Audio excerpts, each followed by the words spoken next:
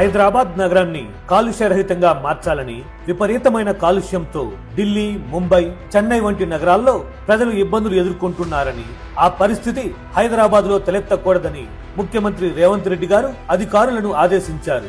రానున్న 25 ఏళ్ల అవసరాలను దృష్టిలో ఉంచుకుని ప్రణాళికలు రూపొందించాలని సూచించారు.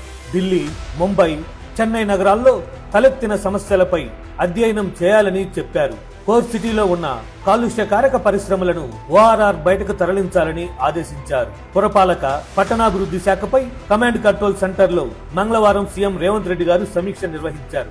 ఈ సందర్భంగా హైదరాబాద్ నగరంలో భూగర్భ డ్రైనేజీ, కేబుల్ వ్యవస్థపై దృష్టి సారించాలని, ఇందుకు ఆయా శాఖలు సమగ్ర డిపిఆర్ తయారు చేయాలని నిర్దేశించారు.